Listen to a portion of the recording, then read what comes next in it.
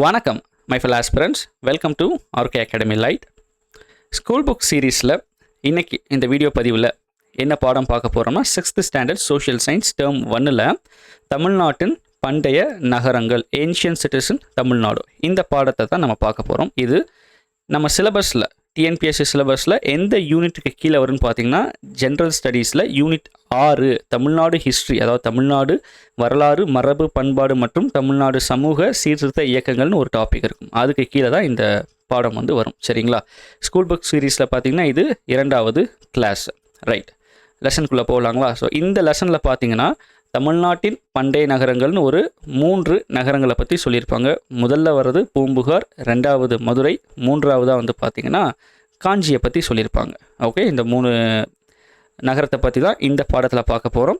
ரொம்ப பேசிக்கான இன்ஃபர்மேஷன் தான் இருக்கும். இன்னொன்று இது 6th ஸ்டாண்டர்டில் தான் இருக்குது இல்லைங்களா? அப்போ 6ஆம் வகுப்புக்கு அந்த மாணவர்களுக்கு தகுந்த அந்த தரத்தில் தான் இருக்கும். கொஞ்சம் ஈஸியாக தான் லெசன் இருக்கும். இருந்தாலும் பொறுமையாக நடத்துகிறேன், நீங்கள் நல்லா கவனிங்க, கேர்ஃபுல்லாக பாருங்கள். ஏன்னா ஒரு முறைக்கு 2 முறை நல்லா கவனிச்சிங்கனாலே போதும், இந்த பாடம் மனசில் பதிஞ்சிடும். பாயிண்ட்ஸ் உங்களுக்கு ரீகலெக்ட் பண்ணுறதுக்கு ஈஸியாக இருக்கும். ரைட், ஸோ முதல்ல பாருங்கள் என்ன சொல்லியிருக்காங்க. பூம்புகார் நகரத்தை பற்றி கொடுத்துருக்காங்க. ஸோ இது நமக்கு ஸ்கூல் புக்கில் பேராகிராஃபாக இருக்கும். நான் அதை அப்படியே உங்களுக்கு பாயிண்ட் பை பாயிண்ட்டாக கொடுத்துருக்கேன். ரிவைஸ் பண்ணுறதுக்கு இல்லை நீங்கள் படிக்கிறதுக்கு உங்களுக்கு யூஸ்ஃபுல்லாக இருக்கும். ஸோ பண்டைய தமிழகத்தின் மிக பழமையான நகரங்களில் ஒன்று பூம்புகார்னு சொல்கிறாங்க. நல்லா கவனிங்க, பண்டைய தமிழகத்தின் மிக பழமையான நகரங்களுள், இது முக்கியம். இது பண்டைய நகரம் அப்படின்னா ஒரே நகரம் தான், இது ஒன்று தான் இருந்திருக்குன்னு அர்த்தம். ஆனால் இங்கே பாருங்கள், மிக பழமையான நகரங்களில் இதுவும் ஒன்று அப்படின்னு சொல்லியிருக்காங்க. முக்கியமான point. One of the oldest cities of ancient Tamil Nadu. Poompuhar புகழ்பெற்று விளங்கிய ஒரு துறைமுக நகரம். இது பழமையான நகரங்களில் ஒன்று ஃபஸ்ட்டு. 2வது பாருங்கள், துறைமுக நகரம். Poompuhar was a renowned board city. சரிங்களா? அப்போ அது ஒரு துறைமுக நகரமாக, அதுவும் நல்லா ஃபேமஸான நகரமாக, துறைமுக நகரமாக இருந்திருக்கு. 3வது பாயிண்ட். ஓகே, இப்போது இதை பற்றி நமக்கு பண்டைய நகரங்கிறதுல ஒன்றும் தெரிஞ்சுக்கிட்டோம், இது ஒரு துறைமுக நகரம் தெரிஞ்சுக்கிட்டோம். அப்போது இது எங்கே இருந்திருக்கும், இதனோட லொக்கேஷன் என்ன, ஜியாகிரபிக்கல் லொக்கேஷன், அடுத்து தான் நம்ம அதை தான் பார்க்க போகிறோம். பாருங்கள், 3rd பாயிண்ட் என்ன கொடுத்துருக்காங்க. வங்காள விரிகுடா கடலின் கரையில் அமைந்துள்ளது இந்த Poompuhar. It is located on the coast of Bay of Bengal. சரிங்களா? பே ஆஃப் பெங்கால் எங்கே இருக்குன்னு தெரியும் இல்லையா? வங்காள விரிகுடா கிழக்கு பக்கம் இருக்குங்களா? நம்ம சென்னையெலாம் இருக்கு இல்லையா, சென்னை பீச், அது பே ஆஃப் பெங்கால் தான். ஸோ அந்த லைனில் தான் இருக்குது இது. இன்னும் எக்ஸாக்ட் பொசிஷன் எங்கன்னு சொல்கிறாங்க பாருங்கள். இந்த பூம்புகார் காவிரி ஆறு கடலோடு கலக்கும் இடத்தின் அருகே இருக்குன்னு சொல்கிறாங்க. இப்போது ப்ரெசன்ட் லொக்கேஷன் என்னன்னு பார்த்தீங்கன்னா தற்போதைய மயிலாடுதுறை. இப்போது அந்த இடத்துக்கு பேர் மயிலாடுதுறை, அப்போ Poompuhar. So it is located near the place where the Kaveri river drains into the sea. சரிங்களா? எங்கே போயிட்டு கடலில் கலக்குது அந்த பிளேஸ் தான் சொல்கிறாங்க. ப்ரெசன்ட் டே மயிலாடுதுறை. ரைட், இப்போ பூம்புகாருக்கு பார்த்தீங்கன்னா வேறு பெயர்களும் இருந்திருக்கு. அது என்னென்னு பார்த்தீங்கன்னா புகார், காவிரி, பூம்பட்டினம். ஸோ இந்த 2 பேருமே பூம்புகாருடைய வேறு பெயர்கள். It also goes by other names such as Puhar and Kaveri, Poompattinam. So எக்ஸாமில் நமக்கு பூம்புகார் பற்றின ஸ்டேட்மெண்ட்டை கொடுத்துட்டு ஆப்ஷனில் புகார்னு கொடுத்தாலும் அது கரெக்டு, காவிரி, பூம்பட்டினம் கொடுத்தாலும் கரெக்டு தான். ரைட், அடுத்த பாயிண்ட் பாருங்கள் என்ன சொல்கிறாங்க. சங்ககால சோழ அரசனின் துறைமுக நகரம்னு சொல்லியிருக்காங்க. போர்ட் சிட்டி ஆஃப் அ சங்கம் எரா சோழா கிங். சங்ககால சோழர்கள், பிற்கால சோழர்கள், 2 கேட்டகரி இருப்பாங்க. சங்ககால சோழர்கள், இந்த வம்சாவளியில் வந்த சோழர்கள் பிற்காலத்திலையும் நம்மளை ஆட்சி செஞ்சுருப்பாங்க நம்ம தமிழகத்தை. பிற்கால சோழர்கள். ஸோ இந்த பூம்புகார் பார்த்திங்கன்னா சங்க காலத்தை சேர்ந்தது. பிற்காலங்கிறது பார்த்திங்கன்னா கிபியில் வரும். கிபி 9, 10 அந்த ரேஞ்சில் இருக்கும். சங்க காலம்லாம் பார்த்திங்கன்னா கிமு 300, கிமு 300லேருந்து கிபி 300, அதுதான் சங்க காலம்னு சொல்லுவாங்க. ரைட்டுங்களா? ஓகே, அடுத்த பாயிண்ட் பாருங்கள். பூம்புகார் துறைமுகத்தில் சீரும் சிறப்புமாக நடந்த வணிகம் குறித்து சங்க இலக்கிய நூலான பட்டினப்பாலையிலிருந்தும், பட்டினப்பாலைங்கிறது ஒரு சங்க இலக்கியம், அதை தொடர்ந்து பாருங்கள் இரட்டை காப்பிய நூல்களான சிலப்பதிகாரம் மற்றும் மணிமேகலையிலிருந்தும் அறிந்து கொள்ளலாம். எதை சொல்கிறாங்க? பூம்புகார் துறைமுகத்தில் நடந்த வணிகத்தை பற்றின இன்ஃபர்மேஷனை நம்ம எங்கேருந்து தெரிஞ்சுக்கலாம்? சங்க இலக்கிய நூலான பட்டினப்பாலை, சங்கம் literary work Pattinappalai and twin epics, அதாவது இரட்டை காப்பியங்கள் சிலப்பதிகாரம் அண்ட் மணிமேகலை. இதிலிருந்து இந்த சீபான் ட்ரேட், கடல் வணிகம், பெரும்பாலும் துறைமுக நகரம்னா என்ன நடக்கும், அங்கே கடல் வணிகம் நிறைய இருக்கும். அந்த சீபான் ட்ரேட் பற்றி நம்ம இந்த புக்ஸில் தான் தெரிஞ்சுக்கலாம் அப்படின்னு சொல்கிறாங்க. இதில் சங்ககாலம் அது வந்துட்டு சங்க காலத்தில் இருந்த இலக்கியங்கள் என்னென்ன, அது என்னென்ன கேட்டகரிஸ் இருக்குது, அதெல்லாமே வந்துட்டு நம்ம டீட்டெயில்டாக படிப்போம். ஏன்னா யூனிட் 6ல் பார்த்தீங்கன்னா அடுத்தது வந்துட்டு பாருங்கள், இதை தொடர்ந்து வந்து சங்ககாலம் முதல் இக்காலம் வரையிலான இலக்கியம் அதை வந்து நம்ம படிக்கிற மாதிரி இருக்கும். அப்போ சங்ககால இலக்கியங்கள் பார்த்தீங்கன்னா அது 8 தொகையும் 10 பாட்டும். இப்போ 8 தொகை 10 பாட்டு இதெல்லாம் பார்த்திங்கன்னா சங்க காலத்து நூல்கள். இப்போ 8 தொகையில் பார்த்திங்கன்னா ஒரு 8 நூல்கள் இருக்கும். அந்த 8 நூல்களும் தொகுக்கப்பட்டு ஒன்றாக 8 தொகை நூல்கள்னு வந்துட்டு கொடுத்துருப்பாங்க. நற்றிணை, குறுந்தொகை, ஐங்குறுநூறு, பதிற்று 10, பரிபாடல், கலித்தொகை, அகநானூறு, புறநானூறு. பாருங்கள், நற்றிணை, குறுந்தொகை, ஐங்குறுநூறு, பதிற்று 10, பரிபாடல், கலித்தொகை, அகநானூறு, புறநானூறு. இது எல்லாமே வந்துட்டு 8 தொகை நூல்கள். ஸோ இதெல்லாம் நீங்கள் படிக்க உங்களுக்கு இந்த இது வந்துட்டு ஞாபகம் வந்துடும். இது என்னென்னா இந்த 8 நூல்களை பற்றியுமே நம்ம படிப்போம். அதை தொடர்ந்து வந்து 10 பாட்டு நூல்கள். 10 பாட்டுங்கிறது 10 பாடல்கள். ஆனால் பாடல்களே வந்து நல்லா பெருசாக இருக்கும். இப்போ 8 தொகைங்கிறது அது வந்து தொகை நூல்கள். பல பாடல்களை ஒன்றா தொகுக்கப்பட்டு அதை வந்துட்டு ஒரு நூலாக வந்து வச்சுருப்பாங்க. இப்போ அகநானூறுங்கிறது அகநானூரில் ஒரு பல பாடல்கள் இருக்கும், 400 பாடல்கள் இருக்கும். ஸோ ஒரு பாடல்களுக்கும் ஒரு நூல்லையுமே அந்த எத்தனை பாடல்கள் இருக்குது அப்படிங்கிறதெல்லாம் நம்ம பின்னாடி பார்ப்போம். ஸோ இங்கே ஜஸ்ட் தெரிஞ்சுக்கோங்க சங்ககால இலக்கியங்கள்னால் என்ன அப்படிங்கிறது தெரிஞ்சுக்கோங்க. அதுக்கப்புறம் பார்த்தீங்கன்னா சங்கம் மருவிய காலம்னு இருக்குது. சங்கம் மருவிய காலத்தில் தான் இந்த திருக்குறள், நாலடியாறு, அந்த அறநூல்கள் எல்லாம் இருக்கும் இல்லைங்களா, அதெல்லாம் எங்கே வந்திருக்கும்னா சங்கம் மருவிய காலத்தில் தான் வந்திருக்கும். அதை பார்த்தீங்கன்னா எப்படி சொல்லுவாங்கன்னா சங்க காலத்தில் வந்தது வந்துட்டு 8 தொகை 10 பாட்டு நூல்கள் வந்து மேற்கணக்கு நூல்கள், 14 மேற்கணக்கு நூல்கள்னு சொல்லுவாங்க. சங்கம் மருவிய காலத்தில் வந்ததெல்லாம் 14 கீழ்கணக்கு நூல்கள்னு சொல்லுவாங்க. இப்போ 10 பாட்டில் என்னென்ன இருக்கும்னா அதில் ஒரு 10 பாடல்கள் தான் இருக்கும். இந்த முருகனை பற்றி இருக்கும், திருமுருகாற்றுப்படை, அதுக்கப்புறம் வந்துட்டு பொருணராற்றுப்படை, சிறுபானாற்றுப்படை, பெருபானாற்றுப்படை, முல்லைப்பாட்டுக்கு அப்புறம் வந்துட்டு மதுரை காஞ்சிக்கு அப்புறம் என்ன இருக்கும்னா நெடுநல்வாடை, குறிஞ்சிப்பாட்டு, குறுந்தொகையில் குறிஞ்சிப்பாட்டு, நெடுநல்வாடை, குறிஞ்சிப்பாட்டு, பட்டினப்பாலை, மலைப்படுகடாம். ரைட், இந்த 10 தாங்க. ஸோ இது நான் ரொம்ப நாள் ஆச்சு தமிழ்லாம் பார்த்து. ஸோ இந்த 8 தொகை 10 பாட்டு நூல்களே வந்துட்டு அதை தெரிஞ்சுக்கிறதே ஒரு பெரிய இதுதான். ஏன்னா அந்த ஆர்டரை பேஸ் பண்ணி கூட நம்ம கேள்வி கேட்டுருவாங்க. எனக்கு சரியாக நினைவு இருந்துச்சுன்னா 8 தொகையில் முதலாவதாக வந்து வர நூல் என்னன்னு கேட்டாங்க ஒரு முறைலாம். அதாவது ப்ரீவியஸ் இயரில் கேட்டிருந்தாங்க. நம்ம ப்ரீவியஸ் இயர் ரெஃபர் பண்ணும்போது அது முதல்ல வருது பார்த்திங்கன்னா நற்றிணை. ஸோ அந்த மாதிரி அதுவுமே நமக்கு வந்து எதில் வரும், யூனிட் 6ல் தான் வரும். நம்ம அதையுமே நல்லா கேர்ஃபுல்லாக படிக்கிற மாதிரி இருக்கும். அது எல்லாமே நம்மளோட சேனலில் வந்துட்டு கிளியராக கொண்டு போகலாம். சரிங்களா, எந்த பிரச்சனையும் இருக்காது. அதில் கிளியராக என்ன ஏதுங்கிறத உங்களுக்கு, அதாவது பிகினர்ஸுக்கு எப்படி நடத்தணுமோ அந்த மாதிரி வந்துட்டு நான் கொண்டு வந்துடுவேன். ரைட், ஸோ நம்ம இந்த லெசன்லேருந்து கொஞ்சம் டிவியேட் ஆகிட்டோம். ஸோ அந்த சங்க இலக்கிய நூலான பட்டினப்பாலையிலிருந்தும் இரட்டை காப்பிய நூல்களான சிலப்பதிகாரம் மற்றும் மணிமேகலையே இதை இரட்டை காப்பிய நூல்கள்னு சொல்கிறாங்கன்னா சிலப்பதிகாரத்துடைய அந்த கதை தொடர்ச்சி தான் மணிமேகலையில் இருக்கும். சரிங்களா, அப்போ அதில் எந்த இன்ஃபர்மேஷன் தெரிஞ்சுக்கலாம்னு சொல்கிறாங்க, பூம்புகார் துறைமுகத்தில் நடந்த வணிகத்தை பற்றி தெரிஞ்சுக்கலாம்னு சொல்கிறாங்க. அதுலேயும் குறிப்பாக என்ன சொல்கிறாங்க பாருங்கள், சிலப்பதிகாரம் பூம்புகாரின் சிறப்பை பேசுகிறது. சிலப்பதிகாரம் பூம்புகாருடைய சிறப்பை பேசுதுன்னு சொல்கிறாங்க. In particular Silappathikaram speaks about the greatness of Poompuhar. ரைட்டுங்களா, ஸோ இது வந்து ஜென்ரலாக ஒரு 5 பாயிண்ட். இது இது வந்துட்டு என்ன, அதாவது எந்த மாதிரி நகரம், எப்படிப்பட்ட நகரம், துறைமுக நகரம் எங்கே இருக்குது, அதனோட லொக்கேஷன் ப்ளஸ் அதுக்கு வந்து வேறு பெயர்கள் என்ன இருக்குங்கிறத கொடுத்துருக்காங்க. அதை தொடர்ந்து என்ன சொல்லியிருக்காங்க, இது வந்துட்டு இதனுடைய குறிப்புகள் எங்கெங்கெல்லாம் கிடச்சிருக்கு, எப்படிலாம் இருக்குது அப்படிங்கிறத சொல்கிறாங்க. ஸோ இப்படி தான் ஆர்டர் பை ஆர்டராக நம்ம அந்த நகரத்தை பற்றி தெரிஞ்சுக்கணும். நெக்ஸ்ட் பாருங்கள், ஒரு 2 கான்செப்ட் கொடுத்துருப்பாங்க. மாநாய்க்கன், இங்கே பாருங்கள், மாநாய்க்கன், மாசாத்துவான். இப்போ மாநாய்க்கன் அப்படின்னு பார்த்தீங்கன்னா பெருங்கடல் வணிகன் என்று பொருள். இங்கிலீஷ்மே அப்படியே தான் இருக்கும், மாநாய்க்கன் தான் இப்படியே தான் இருக்கும். It means a merchant who trades across the high seas. High சீஸ்னால் என்னங்க, கடல் கடந்து வந்து வணிகம் செய்கிறாங்க இல்லைங்களா, அவங்கள தான் வந்துட்டு ஹை சீஸ்னு வந்து சொல்லுவாங்க. அதுவே மாசாத்துவான் அப்படின்னு பார்த்தீங்கன்னா பெருவணிகன் என்று பொருள்.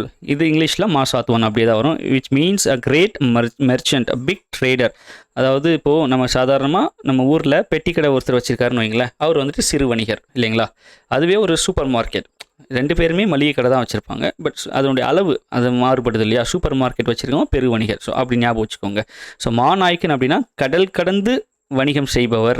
மாசாத்துவான்னா அந்த ஊருக்குள்ளே ஒரு பெரும் வணிகர். ஸோ இந்த கான்செப்ட் ஏன் வந்து இந்த இதில் சொல்லியிருப்பாங்க அப்படின்னு பார்த்தீங்கன்னா, இந்த பூம்புகார் நகரத்தில் தான் சிலப்பதிகாரத்துடைய கதை மாந்தர்களில் வந்துட்டு தலைவன் தலைவியாக யாரை சொல்லுவாங்கன்னா கோவலன் கண்ணகியை சொல்லுவாங்க. அவங்க பிறந்த இடமா எதை சொல்லியிருப்பாங்க சிலப்பதிகாரத்தில், பூம்புகாரை தான் சொல்லியிருப்பாங்க. அதில் கண்ணகியோட அப்பா வந்து மாநாயக்கனாக இருப்பார். ஏன்னா அவர் ஒரு பெருங்கடல் வணிகராக இருப்பார்.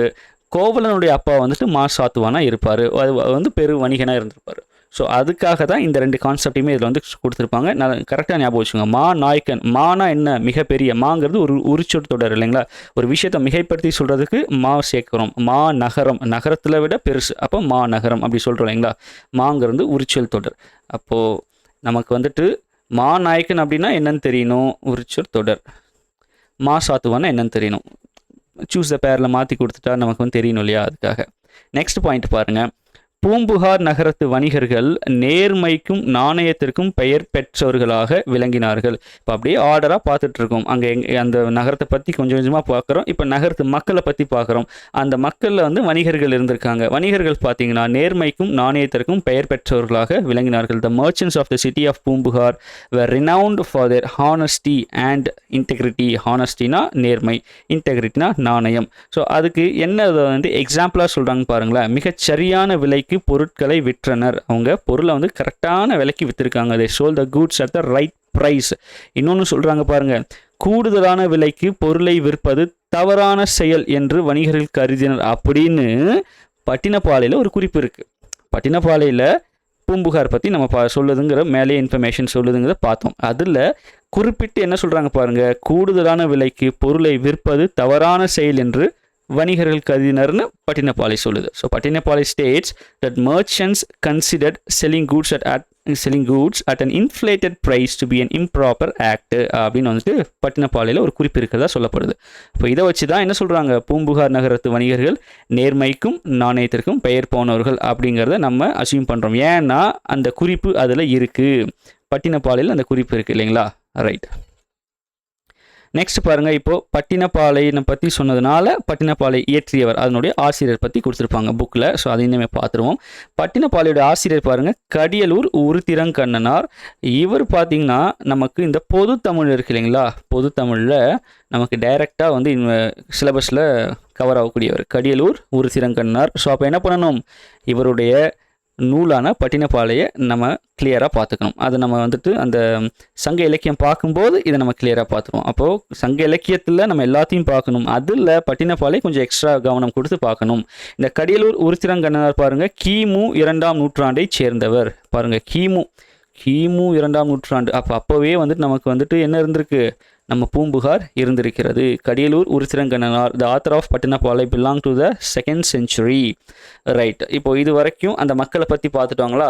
இப்போது வணிகம் அங்கே நடந்தது நமக்கு தெரியுது. அப்போ என்ன மாதிரி வணிகம் நடந்தது, என்ன மாதிரியெல்லாம் இறக்குமதிகள் ஏற்றுமதிகள் செய்யப்பட்டது, அதுவுமே நமக்கு புக்கில் கொடுத்துருக்காங்க. அதை 1 by 1 பார்க்கலாம். முதல்ல என்ன கொடுத்துருக்காங்க பாருங்கள், குதிரைகள் என்ன பண்ணியிருக்காங்க, கடல் வழியாக இறக்குமதி செய்யப்பட்டன. இப்போது இறக்குமதி அப்படிங்கும்போது பார்த்தீங்கன்னா, இப்போ நம்ம இந்தியாவை பேஸ் பண்ணி பார்த்தோம்னா, இந்தியாவிலேருந்து ஒரு பொருள் வெளியில் போகுதுன்னா அது ஏற்றுமதி, வெளியிலேருந்து ஒரு பொருள் இந்தியாவுக்கு வருதுன்னா அது இறக்குமதி இல்லைங்களா? அதுவே இந்த நகரங்கள் இருந்தபோது இறக்குமதி ஏற்றுமதி எப்படி நம்ம வந்து புரிஞ்சுக்கணும் அப்படின்னா, இது எல்லாமே இப்போ இருக்கிற தமிழ்நாட்டுக்குள்ளே தான் நடந்திருக்கும். உதாரணமாக இந்த பூம்புகார் இருக்கு இல்லைங்களா? பூம்புகார் வந்துட்டு ஒரு வணிக நகரம் தாண்டி அது ஒரு துறைமுக நகரம். அது வந்துட்டு ஒரு கடற்கரை ஓரத்தில் இருக்குது, அந்த பெல்ட்டில் இருக்குது. இப்போது இந்த சைடு பார்த்தோம்னா சேலம் அல்லது வந்துட்டு கீழே வந்து மதுரை இருக்குது, அப்படியே வந்து தஞ்சாவூர் இருக்குது. ஸோ இந்த மாதிரி ஏரியாலாம் இருக்குது. அது எல்லாமே ஒருத்தர் ராஜாவுடைய ஆளுகைக்கு உட்பட்டு இருக்கும். இப்போ உதாரணமாக தஞ்சாவூர் பார்த்தீங்கன்னா சோழ அரசர் கீழே இருக்கும், மதுரை வந்து பாண்டியர்கள் கீழே இருக்கும், சேரர்கள் கீழே பார்த்தீங்கன்னா அந்த கேரளா சைடு கோயம்புத்தூர் அந்த சைடெல்லாம் பார்த்தீங்கன்னா இது சேலத்துலேருந்து அந்த லைன் வந்துட்டு அப்படியே வரும். அது அந்த மலபார் பகுதிகள் எல்லாமே வந்து சேரர்கள் பகுதியில் இருக்கும். அப்போது அந்த நாட்டிலேருந்து இந்த நாட்டுக்கு, அப்போ அது ஒரு நாடு இல்லைங்களா? அந்த நாட்டிலேருந்து இந்த நாட்டுக்கு வருது, அது இறக்குமதி ஏற்றுமதின்னு தான் சொல்லுவாங்க. இப்போ தான் அதெல்லாம் வந்து ஒரு மாநிலமாக நம்ம வச்சுருக்கோம். மாநிலத்துக்குள்ளே சிறு சிறு மாவட்டங்கள் இல்லைங்களா? அப்போது வேற ஒரு ஊர்லேருந்து பூம்புகாருக்கு குதிரைகள் வரும் பட்சத்தில் அது வந்துட்டு இறக்குமதி, அப்படி தானே? இன்னும் சொல்லப்போனால் குதிரைகள் நம்ம இந்தியாவில் ஆரிஜின் கிடையாது, அது வெளி மாநிலம் கூட கிடையாது, வெளிநாடு. அது உண்மையிலேயே வெளிநாட்டிலேருந்து தான் வந்திருக்கும். அப்போ அது வந்துட்டு கடல் வழியாக இறக்குமதி செய்யப்பட்டன. ஹார்சஸ் வேர் இம்போர்ட்டட் பை இல்லை இம்போர்ட்டட் த்ரூ சி ரூட். சரிங்களா? கடல் மார்க்கமாக, கடல் வழியாக. ரைட்டுங்களா? நெக்ஸ்ட் பாருங்கள், கருமிளகு ரொம்ப ரொம்ப முக்கியமான ஒரு இது என்னென்னா என்ன சொல்கிறதுங்க, இது எப்படி சொல்லுவாங்க, பிளாக் கோல்டுன்னு சொல்லுவாங்க இதை. ஸ்பைசஸ், ரைட், அந்த வார்த்தையை தான் தேடிட்டு இருந்தேன். ஸ்பைசஸில் பார்த்தீங்கன்னா ரொம்ப ரொம்ப ரொம்ப முக்கியமான ஒரு இடத்த பிடிக்குது. கருமிளகு, பிளாக் பெப்பர், இது பார்த்திங்கன்னா தரை வடிகளை அந்த தரைத்தடம் வழியாகவே வந்து இறக்குமதி செய்யப்பட்டிருக்கு.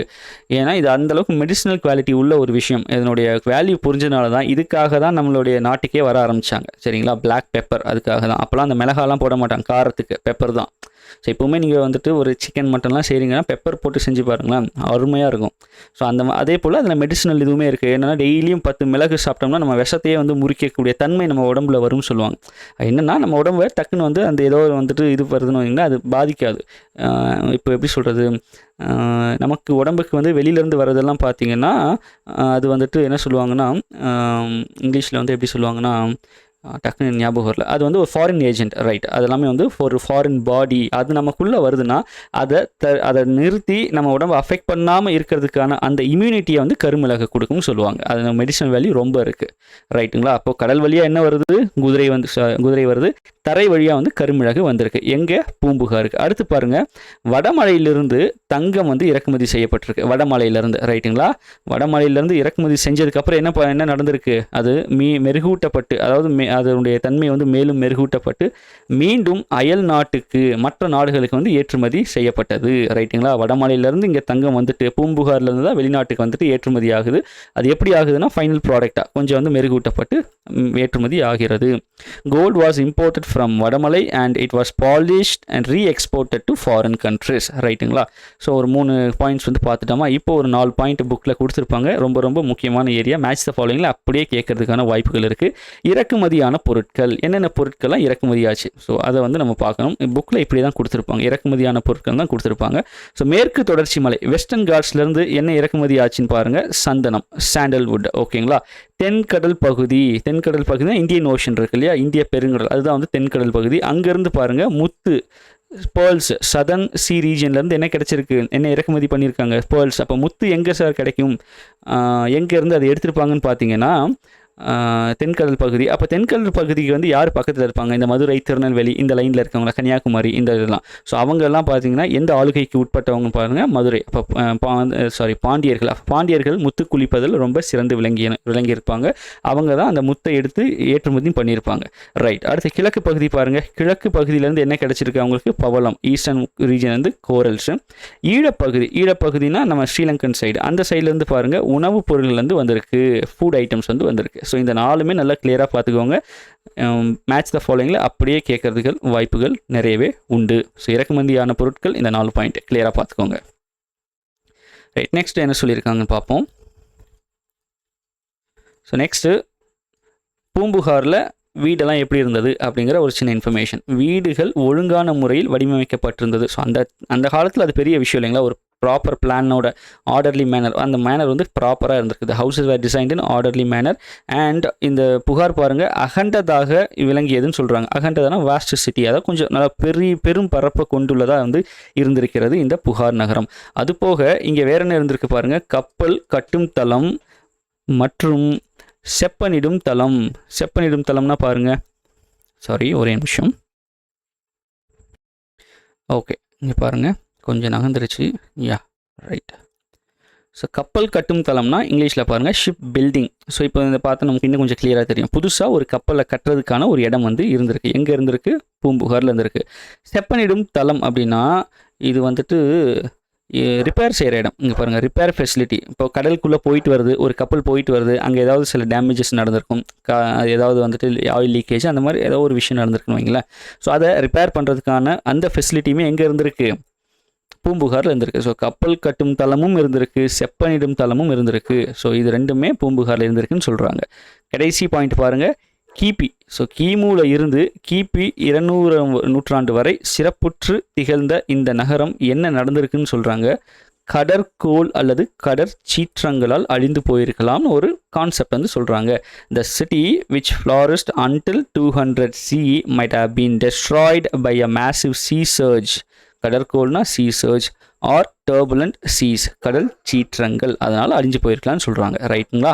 ஸோ பூம்புகார் இவ்வளோ தான் பாயிண்ட்ஸு, ரொம்ப முக்கியமான பாயிண்ட்ஸ் தான். கிளியராக பாருங்கள், ஒரு முறைக்கு 2 முறை கவனிச்சுட்டு புக்கில் படிச்சிங்கன்னா பாயிண்ட்ஸ் நல்லா புரியும். இவ்வளோ தான் பூம்புகாரை பற்றி நமக்கு ஸ்கூல் புக்கில் இருக்கிறது, இவ்வளோ தான். இதை நமக்கு பார்த்தால் போதுமானது, ரைட். ஸோ நெக்ஸ்ட் பாருங்கள், மதுரையை பற்றி கொடுத்துருப்பாங்க, பார்க்கலாங்களா. ஸோ மதுரை மதுரைனாலே நமக்கு தெரியும் இது வந்து பாண்டியர்கள் தான். அப்போது பண்டைய காலத்தில் மதுரையை முறையே யாரெல்லாம் ஆட்சி செஞ்சுருக்காங்கன்னா, முறையேனா ஃபஸ்ட்டு பாண்டியர்கள், அவங்கள தொடர்ந்து சோழர்கள், அவங்கள தொடர்ந்து களப்பிரர்கள். அதுதான் வந்து அந்த முறையேங்கிற அர்த்தம். ஸோ பண்டைய காலத்தில் மதுரையை பாண்டியர்கள், அவங்கள தொடர்ந்து சோழர்கள், அவங்கள தொடர்ந்து களப்பிரர்கள் ஆட்சி செய்தனர். அது இங்கிலீஷ்லேயும் அதே தான். மதுரை வாஸ் ரூல்ட் சக்ஸஸ்ஃபிவ்லி, அதாவது சக்ஸஸ்ஃபிவ்னா தொடர்ந்தாப்புல. பாண்டியாஸ், சோலாஸ் அண்ட் கலப்ராஸ், கலப்பிரர்கள் தான் கலப்ராஸ்ன்னு சொல்லுவாங்க. இடைக்காலத்தில் பிற்கால சோழர்களும் பிற்கால பாண்டியர்களும் அவர்களை தொடர்ந்து நாயக்கர்களும் ஆட்சி புரிந்தனர். இந்த மதுரை இது வந்து ரொம்ப ரொம்ப முக்கியம். ஏன்னா நாயக்கருடைய ஆரிஜினே இங்கே தான் வரும். அதாவது தமிழ்நாட்டில் நாயக்கர் ஒரு ஆரிஜின் வந்து எங்கே இருக்குது? மதுரையில் இருக்குது. யார் வருவா? விஸ்வநாத நாயக்கர். விஸ்வநாத நாயக்கர். ஸோ இதெல்லாம் நம்ம வந்து இன்னும் ஹையர் ஸ்டாண்டர்டில் போகும்போது படிப்போம். விஸ்வநாத நாயக்கர். ஏன் வந்து இவரெல்லாம் படிக்கிறோம் அப்படின்னு பார்த்தீங்கன்னா, இந்த பாளையக்காரர் அப்படிங்கிற ஒரு கான்செப்ட் இருக்கும். அது என்னென்னா, நம்ம அப்போல்லாம் ஆங்கிலேயர்கள் உள்ளே வந்துடுறாங்க. ஆங்கிலேயர்களுக்கு எதிராக தொடக்க காலத்தில் நடந்த கிளர்ச்சிகள்லாம் யார் பண்ணியிருப்பாங்கன்னா பாளையக்காரர்கள். ஸோ அதெல்லாம் 8th ஸ்டாண்டர்ட் 10th ஸ்டாண்டர்ட்லாம் படிப்போம். ஸோ அதுக்கு மதுரைக்கு பார்த்தீங்கன்னா அதுதான் மதுரையிலேருந்து அது ஸ்டார்ட் ஆகுது. நாயக்கருங்கிற அந்த கான்செப்ட் மதுரையிலேருந்து வந்து மதுரை, திருநெல்வேலி அந்த சுத்துப்பட்டி சைடில் தான் பாளையக்காரர்கள் வந்து இருப்பாங்க. அவங்க சில கிளர்ச்சிகள் பண்ணுவாங்க. ஸோ அதெல்லாம் நம்ம பின்னாடி படிப்போம். ஸோ இடைக்காலத்தில் பாருங்கள், பிற்கால சோழர்கள், பிற்கால பாண்டியர்கள், அதே போல் அவங்கள தொடர்ந்து நாயக்கர்கள் வந்து ஆட்சி செஞ்சுருக்காங்க. During the medieval period the later Cholas, later Pandyas and subsequently the Nayakkars ruled the Madurai. சரிங்களா? 2 பாயிண்ட் புரியுதுங்களா? ஃபஸ்ட்டு ஏன்ஷியன் டைமில் யார் பண்ணால், அதுக்கப்புறம் இடைக்காலத்தில் யார் பண்ணாங்க, ஆட்சி செஞ்சாங்க, அதை வந்து கொடுத்துருக்காங்க. அடுத்து பாருங்கள், இங்கு வணிகச் சான்றுகள் மதுரைக்கு அருகில் உள்ள கீழடியில் கிடைத்துள்ளது. Evidences of trade has been found here. எங்கன்னா மதுரையில் நடந்த வணிகத்துக்கான சான்றுகள் கிடைச்சிருக்கு. எங்கே கிடைச்சிருக்குன்னா கீழடியில் கிடைச்சிருக்கு. மதுரைக்கு பக்கத்தில் தான் கீழடி இருக்குது. கீழடி எந்த மாவட்டங்க? எந்த மாவட்டம்னு பார்த்தீங்கன்னா சிவகங்கை மாவட்டம். அப்போ மதுரை பக்கத்தில் தானே சிவகங்கை இருக்குது. மதுரை பக்கத்தில் இப்போ அது வந்து ஒரு 2 மாவட்டமாக பிரிச்சிருக்காங்க. அப்போ எல்லாம் ஒரே இடமாக தான் இருந்திருக்கும். அதனால் அது வந்து மதுரையில் நடந்த வணிகமாகவே கருதப்படுகிறது. சங்கம் அமைத்து, இது பாருங்கள், இது எல்லாருக்குமே தெரிஞ்சிருக்கும். சங்கம் அமைத்து தமிழை வளர்த்த பெருமை மதுரைக்கு உண்டு. இது பெரும்பாலும் ஒரு ஃபேமஸான ஒரு இது ஸ்டேட்மெண்ட்டு, பெரும்பாலும் எல்லாருக்கும் தெரிஞ்சிருக்கும். ஸோ சங்கம் அமைத்து தமிழை வளர்த்த பெருமை மதுரைக்கு உண்டு. Madurai holds the distinction of having establish the Sangam and foster the growth of Tamil. So அந்த கடைச்சங்க காலத்தில் இது ரொம்ப முக்கியம். இந்த சங்கம் அமைத்து தமிழ் வளர்த்த பெருமை மதுரைக்கு இருக்குது. ஆனால் எந்த சங்கம்? அது முக்கியம். கடைச்சங்கத்தில், கடைச்சங்க காலத்துக்கான அந்த சங்கத்தை அமைச்சது தான் மதுரையில். சரிங்களா? 3வது சங்கம் என்னென்னா, சங்க காலத்திலே முதற் சங்கம், இடைச்சங்கம், கடைச்சங்கம்னு வந்துட்டு 3 சங்க பீரியட் இருக்குது. அதில் கடை சங்கத்தில் தான் இந்த மதுரையில் வந்துட்டு இந்த ஒரு தமிழுக்கான ஒரு விஷயம் வந்து பண்ணியிருப்பாங்க. அப்போது கடைச்சங்க காலத்தில் தமிழ் பணி செய்த புலவர்கள் மொத்தம் 49 பேர். There were 49 poets who contributed to Tamil literature during the 3rd சங்கம் பீரியட். 3rd சங்கம் பீரியட் தான் லாஸ்ட் பீரியட், சங்க காலத்தில் கடைசி. சரிங்களா? அடுத்த பாயிண்ட் பாருங்க, கிழக்கு கடற்கரையில் அமைந்திருந்த தொண்டியில் இருந்து மதுரைக்கு அகில், சந்தனம் போன்ற நறுமண பொருட்கள் கொண்டு வரப்பட்டன. கிழக்கு கடற்கரைனா என்னங்க? பே ஆஃப் பெங்கால், அதாவது வங்காள விரிகுடா. ஸோ அந்த கடற்கரையில் அமைந்திருந்த தொண்டியிலிருந்து மதுரைக்கு பார்த்தீங்கன்னா அகிலும் சந்தனமும் வந்து இதெல்லாம் வந்து நறுமண பொருட்கள், இது வந்து கொண்டு வரப்பட்டனன்னு கொடுத்துருக்காங்க. Aromatic products such as eaglewood, ஈகிள்வுட்னா அகில், சந்தனம்னா வந்து sandalwood. They were brought to Madurai from Thondi which was located on the east coast. சரிங்களா? ஸோ நெக்ஸ்ட் பாயிண்ட் பாருங்கள், இது ஒரு முக்கியமான பாயிண்ட், நல்லா இதை வந்து கவனிச்சுக்கோங்க. பாருங்கள், இஸ்ரேல் அரசர் சாலமோன், இஸ்ரேலுடைய அரசர் சாலமோன் முத்துக்களை உவரி என்னும் இடத்தில் இருந்து இறக்குமதி செய்தார்னு ஒரு பாயிண்ட் வந்து கொடுத்துருப்பாங்க. King Solomon of Israel imported pearls from a place called Uvari. ரைட்டுங்களா? இது வந்து ஸ்கூல் புக்கில் கொடுத்துருப்பாங்க, பார்த்துக்கோங்க. ரைட், நெக்ஸ்ட் பாயிண்ட் பாருங்கள், பாண்டியர் துறைமுகமான கொர்க்கைக்கு அருகில் தான் இந்த உவரி உள்ளது. இப்போது இங்கே கொடுத்த பாயிண்ட் என்னது? சாலமோன் வந்துட்டு முத்துக்களை உவரிங்கிற இடத்துல இருந்து தான் அவருக்கு வந்து இறக்குமதி செஞ்சுருக்காரு. அந்த உவரி வந்துட்டு எங்கே இருக்குன்னு சொல்லியிருக்காங்கன்னா, பாண்டியர் துறைமுகமான கொர்க்கை, பாண்டியருடைய துறைமுக நகரம் கொர்க்கை, அந்த கொர்க்கைக்கு பக்கத்தில் தான் இந்த உவரி இருந்திருக்குன்னு சொல்கிறாங்க. சரிங்களா? கொர்க்கைக்கு அருகில் Uvari. Uvari is located near Korkai which is the port of Pandyas. Right, அடுத்தது பாருங்க, ரோமானிய நாணயங்கள் தயாரிக்கும் தொழிற்சாலை மதுரையில் இருந்துள்ளது. A factory for manufacturing Roman coins existed in Madurai. இந்த பாயிண்ட் வந்து ரொம்ப ரொம்ப முக்கியம். ஏன்னா இது வந்து நமக்கு வந்துட்டு டைரெக்டாக நம்மளுடைய அந்த வரலாறு சம்மந்தப்பட்டது, அதுக்கான எவிடன்ஸ், மெட்டீரியலிஸ்டிக் எவிடன்ஸ் சம்மந்தப்பட்டது இந்த பாயிண்ட் நமக்கு கேட்டிருக்காங்க. ரோமானிய நாணயங்கள் தயாரிக்கக்கூடிய தொழிற்சாலைகள் மதுரையில் இருந்திருக்கான எவிடன்ஸ் நமக்கு கிடைச்சிருக்கு. சரிங்களா? Factory for manufacturing Roman coins existed in Madurai. இந்த பாயிண்ட் ரொம்ப முக்கியமான பாயிண்ட், கிளியராக பார்த்துக்கோங்க. ஸோ அதே போல் பிற நாட்டு நாணயங்களும் மதுரையில் அச்சடிக்கப்பட்டது மதுரையின் புகழுக்கு ஒரு சான்றாகும். ஸோ மற்ற நாட்டுடைய நாணயங்கள் இங்கே வந்துட்டு அச்சடிக்கப்படுது இல்லையா? அப்போ அந்த மாதிரி அச்சடிக்கப்படுறதுனால என்ன நடக்குது, அந்த மதுரையோட புகழுக்கு அது ஒரு சான்றாக நமக்கு கிடைக்குது. இந்த பாயிண்ட் எதில் வரும்னா, புக்கில் வந்துட்டு சில இன்ஃபர்மேஷன் கொடுத்துருப்பாங்க, அது ஜஸ்ட் நீங்கள் வாசித்து பார்த்தாலும் போதுமானது, எக்ஸாமுக்கு தேவைப்படாது. என்னென்னா, இந்த மதுரையில் பார்த்தீங்கன்னா ட்ரேட், இது வந்து மதுரை என்ன நகரம் சொல்லுவாங்கன்னா ஒரு வணிக நகரம் சொல்லுவாங்க, தூங்கா நகரம்னு சொல்லுவாங்க. எந்நேரமும் அந்த இடத்துல வந்து வணிகம் நடந்து கொண்டே இருக்கும். அதனால் வெளியிலேருந்து வர வணிகர்களுக்கு இங்கே நிறைய ஆப்பர்ச்சுனிட்டிஸ் இருந்தது. அதனால் இங்கேயே வந்து தங்கிட்டாங்க, இங்கேயே தங்கி இங்கேயே வாழ்ந்து இங்கேயே கல்யாணம் பண்ணி இங்கேயே வந்து செட்டில் ஆகிடுவாங்க. அப்போது அதனால் சில பண்பாட்டு மாற்றங்கள் நடந்தது. அது மூலமாக பார்த்தீங்கன்னா இங்கேருந்து அங்கேருந்து இங்கே அந்த வந்து லாங்குவேஜ் பரிமாற்றமானது. ப்ளஸ் இவங்களுடைய காயின்ஸ், அந்த நாணயங்கள், இப்போ இங்கேருந்து அங்கே அந்த நாட்டில் போய் வாங்கணும்னா அந்த நாட்டோட நாணயம் வேணும் இல்லையா? அப்போ அதை அச்சடிக்கிறதுக்கு ஒரு ஃபேக்ட்ரி தேவைப்படுது. அதெல்லாம் இங்கேயே வந்து செய்கிறாங்க, எங்கே மதுரையில் வந்து செய்கிறாங்க. அந்தளவுக்கு வந்து வணிகம் நல்லா வந்து செழிப்பாக இருந்திருக்குன்னு வந்து சொல்கிறாங்க. நெக்ஸ்ட் பாயிண்ட் பாருங்களேன். கிரேக்க வரலாற்று ஆசிரியர் மெகஸ்தனஸின் குறிப்புகளில் மதுரையை பற்றிய தகவல்கள் உண்டு. இந்த கிரேக்க வரலாற்று ஆசிரியர் மெகஸ்தனஸ் முக்கியமான ஒரு ஆள். Information about Madurai is found in the records of Greek historian Megasthenes. சரிங்களா? ரைட். நெக்ஸ்ட் பாயிண்ட் பாருங்க. மௌரிய வம்ச அரசன் சந்திரகுப்தரின் அமைச்சரான சாணக்கியர், அவர் மதுரையை பற்றி தனது அர்த்த சாஸ்திரத்தில் குறிப்பிட்டுள்ளார். ஸோ இதெல்லாம் முக்கியமான பாயிண்ட். மௌரிய வம்ச அரசன் சந்திரகுப்தருடைய அமைச்சர் சாணக்கியர், இவருடைய குறிப்பில் தான் இவருடைய அந்த இது வந்து புக்கு தான் அர்த்த சாஸ்திரம். சாணக்கியா இவர் எழுதினதான் அர்த்தசாஸ்திரம். இந்த சாணக்கியா யாருன்னா, he was the minister of Mauryan king Chandragupta. அதாவது சாணக்கியா சந்திரகுப்த அரசருடைய அமைச்சர். இந்த சந்திரகுப்தருக்கும் அர்த்தசாஸ்திரக்கும் சம்பந்தம் இல்லை. சாணக்கியர் அவர்கள் எழுதின அந்த நூல் தான் அர்த்தசாஸ்திரம். அதில் மதுரையை பற்றின குறிப்புகள் இருக்குது. அப்போ மதுரையை பற்றின குறிப்புகள் 2 இடத்துல வருது. என்னது? மெகஸ்தனிஸ் அவருடைய குறிப்பு ப்ளஸ் அர்த்தசாஸ்திரம் யாரால் இயற்றப்பட்டது? சாணக்கியர் யார்? சந்திரகுப்தருடைய அமைச்சர். இப்படி தான் நம்ம லிங்க் பண்ணிக்கணும். சரிங்களா? ஓகே, இதோட நமக்கு மதுரை முடியுது. மதுரை கொஞ்சம் முக்கியமான இன்ஃபர்மேஷன்ஸ் கிறிஸ்பாக இருந்தாலும் இன்ஃபர்மேஷன் வந்துட்டு ரொம்ப ரொம்ப முக்கியமான இன்ஃபர்மேஷன்ஸ் இதில் இருக்கிறது எல்லாமே பாருங்கள். இந்த கிங் சாலமோனு, அதுக்கப்புறம் வந்துட்டு அகில் சந்திரம் எங்கேருந்து கொண்டு வந்தாங்க, அது போக அந்த உவரிங்கிற பிளேஸ் எங்கே இருக்குது, கொர்க்கைக்கு பக்கத்தில் இருக்குது. இந்த பாயிண்ட் ரொம்ப ரொம்ப ரொம்ப முக்கியமான பாயிண்ட். ரோமானிய நாணயங்கள் தயாரிக்கக்கூடிய தொழிற்சாலைகள் மதுரையில் இருந்திருக்கு. அதே போல் கிரேக்க வரலாற்று ஆசிரியர் மெகஸ்தனஸ் அவருடைய குறிப்புகளில் மதுரையை பற்றி சொல்லியிருக்காரு. ப்ளஸ் சாணக்கியரால் இயற்றப்பட்ட அர்த்தசாஸ்திரம், அந்த அர்த்தசாஸ்திரத்தில் மதுரையை பற்றிய குறிப்புகள் இருந்திருக்கிறது. பாயிண்ட்ஸ் கம்மி தான், ஆனால் முக்கியமான பாயிண்ட்ஸ் கிளியராக பார்த்துக்கோங்க. ரைட்.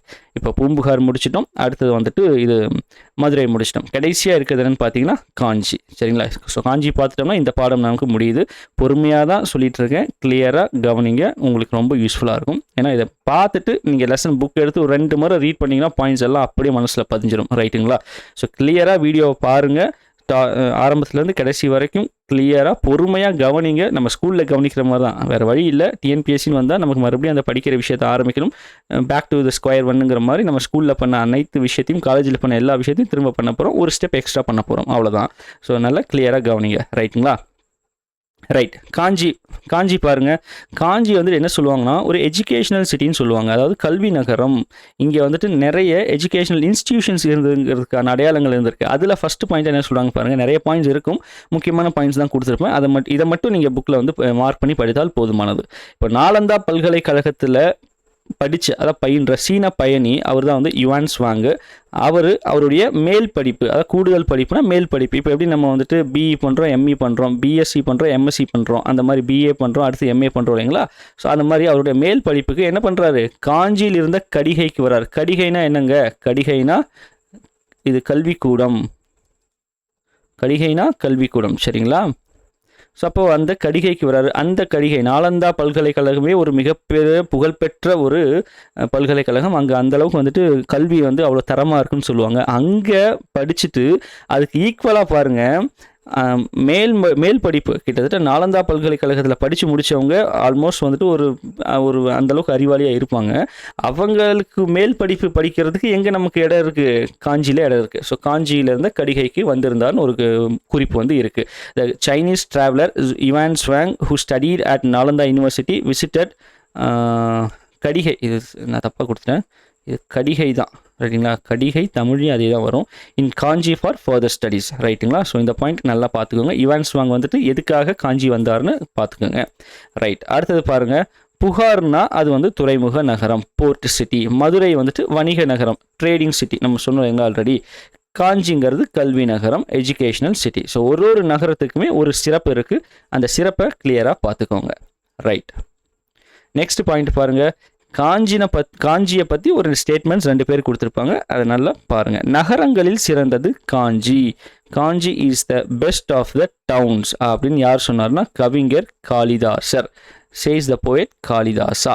தமிழில் காளிதாசர், இங்கிலீஷில் காளிதாசா. நகரங்களில் சிறந்தது காஞ்சி அப்படின்னு சொன்னவர் கவிஞர் காளிதாசர். அதே போல் கல்வியில் கரையில்லாத காஞ்சி, அதை சொன்னவர் யாருன்னு பார்த்தீங்கன்னா நாயன்மார்களுள் முதன்மையானவரான திருநாவுக்கரசர் தான் காஞ்சி நகரை வந்து புகழ்ந்து பாடியிருப்பார். கல்வியில் கரையில்லாத காஞ்சி அப்படியே தான் இங்கிலீஷில் வரும், சரியா? த foremost among the Nayanmars who, அது யாருன்னா திருநாவுக்கரசர் காஞ்சி சிட்டியை வந்து ப்ரைஸ்டு புகழ்ந்து பாடியிருப்பார். ஸோ இதை கிளியராக பாருங்கள். இந்த இடத்துல இதை எப்படி ஞாபகம் வச்சுக்கலாம்? ஏன்னா இதெல்லாம் காஞ்சினே வருது, நமக்கு டக்குன்னு ஞாபகம் வைக்கிறதுக்கு சிரமமாக இருக்குன்னா இங்கே பாருங்கள். கல்வியில் கரையில்லாத காஞ்சி, கானே வருதா? அப்போது கான்னு வந்துச்சுன்னா 3 கா வந்துச்சுன்னா அதுக்கு ஆன்சர் வந்து திருநாவுக்கரசர். அப்படி வந்து தீல ஆரம்பிக்குன்னு வச்சுக்கோங்க. மற்ற இந்த மாதிரி வந்து இப்போ இந்த ஒரு பாயிண்ட் வந்துச்சுன்னா அது அடுத்த ஞாபகம் வச்சுக்கலாம். இதில் பாருங்கள், நகரங்களில் சிறந்தது காஞ்சின்னு சொன்னவர் வந்துட்டு கவிஞர் காளிதாசர். இங்கே காஞ்சி, கவிஞர் இப்படி ஞாபகம் வச்சுக்கலாம்.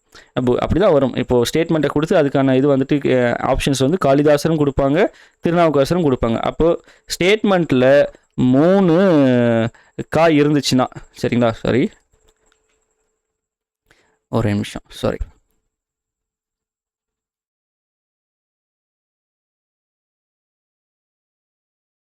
ஒரு நிமிஷம். Right, okay. ஸ்டேட்மெண்ட்டில் 3 கா இருந்துச்சுன்னா அதுக்கு ஆன்சர் திருநாவுக்கரசர். ஒரே ஒரு கா மட்டும்தான் இருந்துச்சுன்னா அதுக்கு ஆன்சர் காளிதாசர். இது இப்படி கூட ஞாபகம் வச்சுக்கலாம். ஏன்னா இதில் பாருங்கள், காவே இல்லை. நகரங்களில் சிறந்தது காஞ்சி, ஒரே ஒரு பெரிய கா தான் இருக்குது. அப்போது அதுக்கு ஆன்சர் காளிதாசர். ஓகே, இந்த பக்கம் வாங்க. கல்வியில் கரையில்லாத காஞ்சின்னு வந்து ஒரு 3 கா வருது. அப்படி 3 கா வரும்போது அதுக்கு வந்து திருநாவுக்கரசர் அப்படி ஞாபகம் வச்சுக்கோங்க. கொஞ்சம் ஈஸியாக இருக்கும். படிக்கும் போதே இந்த ஒரு கான்செப்டோடு படிச்சிங்கன்னா ஈஸியாக இருக்கும். சாரி, இது தமிழில் தான் எனக்கு சொல்ல முடியுது, இங்கிலீஷில் நமக்கு சொல்கிறதுக்கு ஒன்றும் இல்லை. ஏன்னா எல்லாமே பாருங்கள், இது வேணால் கேன்னு இருக்குது, இதுக்கு டீன்னு இருக்குது. ஸோ அது மாதிரி ஏதோ ஒன்று வச்சு படிச்சுக்கோங்க. தமிழில் சொல்லும்போது நமக்கு கொஞ்சம் ஈஸியாக இருக்குது, அதனால சொல்கிறேன். ஏன்னா இங்கே பாருங்கன்னா Kanchi is the best of the டவுன்ஸ்ன்னு இருக்குது. அந்த ஒரு லிங்க் கரெக்டாக கிடைக்கல. ஸோ இது வேணால் இப்படி வச்சுக்கலாம், கேன்னு வேணால் வச்சுக்கலாம். பட் என்ன கேட்டிங்கன்னா தமிழில் வந்து வச்சுக்கோங்க, ஈஸியாக இருக்கும். காஞ்சி காளிதாசர். இந்த இடத்துல பாருங்கள், கா திருநாவுக்கரசர். கா திருநாவுக்கரசர் அப்படி ஞாபகம் வச்சுக்கோங்க. ரைட், நெக்ஸ்ட் பாயிண்ட் பாருங்கள். நெக்ஸ்ட் என்ன சொல்லியிருக்காங்க? புத்தகையா, சாஞ்சி போன்ற 7 இந்திய புனித தலங்களுள் காஞ்சியும் ஒன்று அப்படின்னு யார் சொல்லிடுறாங்க? சீன வரலாற்று ஆசிரியர் அல்லது சீன பயணி யுவான் ஸ்வாங் வந்து சொல்கிறாரு.